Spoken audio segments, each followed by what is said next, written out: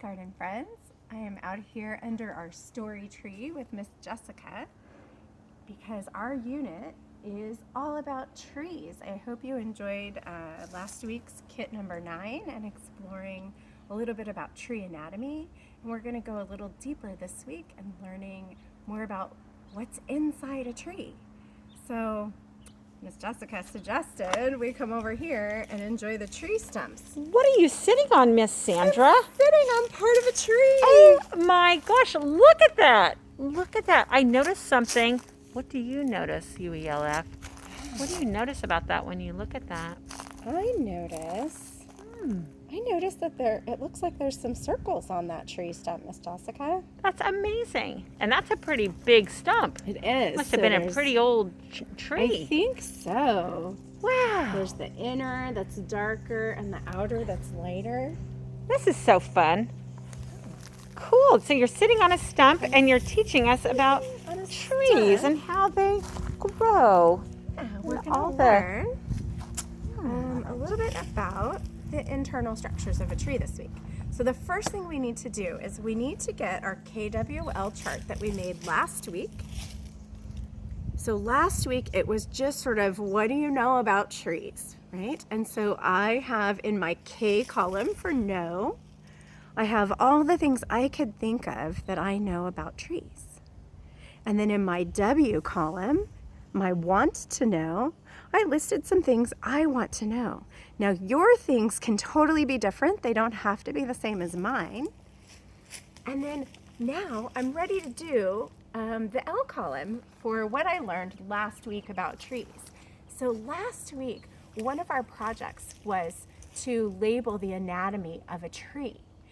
And the outdoor activity, if you were able to do it and get outside to a park or a tree near you, was to go and look at a tree and see if you could name some of those anatomical parts of the tree on a physical tree. Like, it's one thing to do it on a piece of paper, but then when you look at the tree, where are the roots of the tree? So a lot of times, roots we think of are only underground. With trees, sometimes you can see part of the roots. So with this tree, it's got the tops of some of their roots are above the ground. Not all trees will have that, but I feel like a lot of them do. They'll spread their roots out, and sometimes they'll come up close to the surface because those roots, remember, are what absorb water and nutrients. And so when they're surfacing like that, sometimes they're looking for water. There's not water deep, and so they're hoping if they come up above the surface, maybe they'll find more water. That is really interesting. Isn't You that know, I never interesting? really thought about that, about why the roots might be at the surface or why they might be deep. Interesting. So this must have water that's pretty close to the surface I here. think so. And so our soil here in Roanoke Park, and depending on where you live, your soil could be different. But here at the school, the soil is what we call clay soil or adobe soil, which means the water doesn't absorb very deeply. And so that's probably one of the reasons our trees, some of our trees here, have shallow roots, because that clay sort of holds the water. It's like, imagine if you could fill up a sink with water and then you put like some tin foil or a plastic bag on top of it, and a little bit of water would get on top of that foil, so that would block. So imagine the clay being sort of like your tin foil or your plastic. It's blocking the roots from getting down, so they just stay on top and absorb that water. I never really thought about that. So some of the parts that we learned about the roots, we learned about the trunk. So we can see on our story tree, it's got this big, beautiful trunk. And then we learned branches, and our story tree has many beautiful branches here. And then way up at the top, there's the crown of the tree is all of the spread out branches. And the story tree doesn't have any leaves right now, but I think leaves was on your anatomy, right? Because during most of the year, trees have leaves. It's kind of interesting that this one is out of leaves, but our neighbors' trees still have a lot of leaves, even though they've been dropping a ton of leaves too. It's so interesting how some trees too are, you know, deciduous and others are evergreen, that they hold their leaves all the time. That's Very right. interesting. I wonder about that. I do too. It's kind of interesting. One of the things I mentioned in, I think it was last week's paperwork, was that did you know on a coniferous tree, or what we call a pine tree or an evergreen tree, the needles are actually their leaves. They are a specialized type of leaf. So they don't really look like a leaf the way we imagine what a leaf is, but those pine needles are their leaves. It's kind of cool.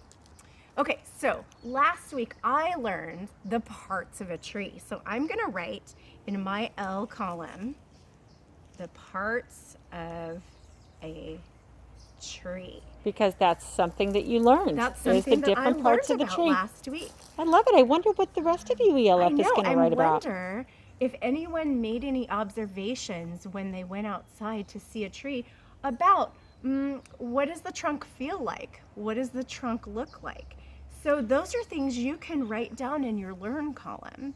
Another thing we talked about for your walk was observing, which trees have leaves and which don't. So if you noticed some trees that do have leaves and some that don't, you can write that down in your learn column. I noticed that the pine tree still is all green.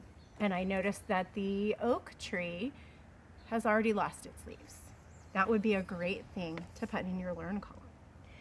So we're going to build on this now, and I still have not found out on what is inside a tree, my want to know. What is inside a tree?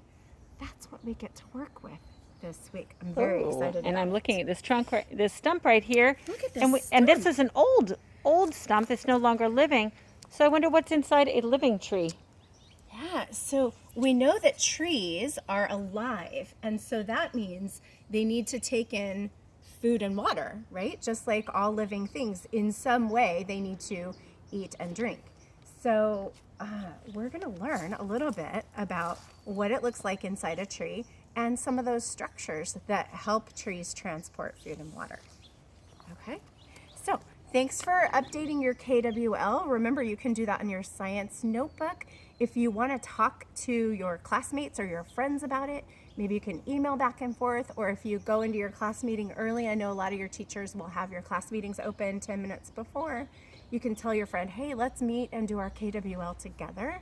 I know a lot of times KWLs work best when you're sharing ideas. So we have something really exciting next week happening with the KWL. You probably won't be seeing this video before we do it, but next week we're going to have a live KWL building. So that's going to be with me on Wednesday, I think at 11:30, but it'll be in the newsletter, so you'll know for sure what time it is. Okay, thanks, garden friends.